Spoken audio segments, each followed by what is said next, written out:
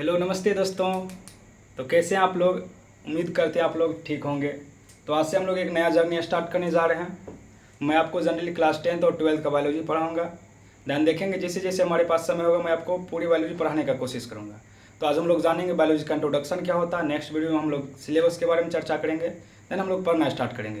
तो आज हम सबसे पहले जानेंगे कि बायोलॉजी क्या होता है, बायोलॉजी का इंपॉर्टेंस क्या है हमारे जीवन में।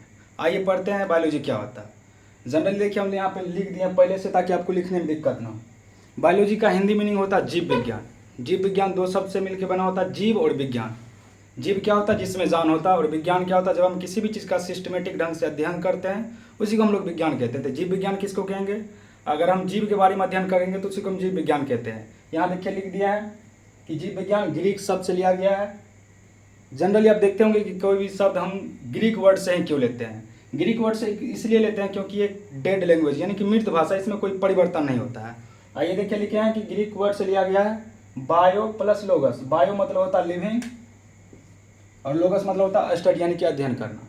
तो देखिए नीचे हम डिफिनेशन लिख दिए हैं कि जीव विज्ञान विज्ञान की वह शाखा है जिसमें हम सजीवों के बारे में अध्ययन करते हैं, उसी को हम क्या कहते हैं? जीव विज्ञान कहते हैं। एक और आप डिफिनेशन लिख सकते हैं कि जीव विज्ञान पृथ्वी पर जीवन की कहानी है। नेक्स्ट हम नोट में लिख दिए हैं कि जीव विज्ञान का जो नाम दिया था लेमार्क और ट्रेविनस नाम का साइंटिस्ट 1802 ईस्वी में दिया था।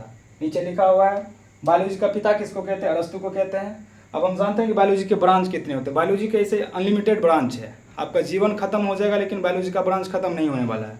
लेकिन जनरली हम लोग बायोलॉजी का भी दो पार्ट में डिवाइड किए, एक होता है बोटनी और एक होता है जूलॉजी। बोटनी मीन्स वनस्पति विज्ञान और जूलॉजी मीन्स जंतु विज्ञान।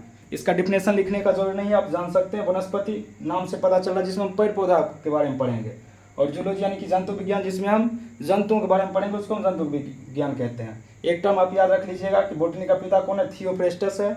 और जूलॉजी का पिता क्या है? कौन है? अरस्तु है। अब इसके बाद हम लोग जानेंगे कि हमारे जीवन में बायोलॉजी का क्या इंपॉर्टेंस है। अब बिना बायोलॉजी के जीवन के बारे में आप सोच भी नहीं सकते हैं। तो हम जानते हैं कि बायोलॉजी का क्या इंपॉर्टेंस है। बायोलॉजी का इंपॉर्टेंस ये है, इसको लिखना नहीं है, बस सुन लेना है कि हम जानते हैं बायोलॉजी में कि जीव कैसे बड़ा होता है, कैसे हम पर्यावरण से जुड़ सकते हैं।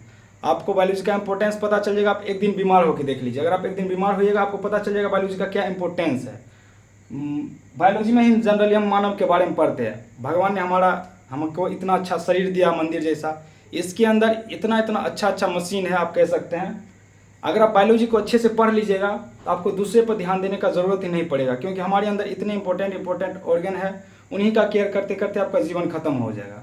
तो बायोलॉजी का इंपॉर्टेंस हमारे जीवन में, बिना बायोलॉजी के हम जीवन के बारे में सोच भी नहीं सकते हैं। तो नेक्स्ट क्लास में हम लोग देखेंगे सिलेबस क्या है क्लास 10th और 12th के बायोलॉजी का। देन हम लोग एक एक करके चैप्टर वाइज पढ़ना शुरू करेंगे। धन्यवाद दोस्तों, जुड़े रहिएगा हमारे साथ।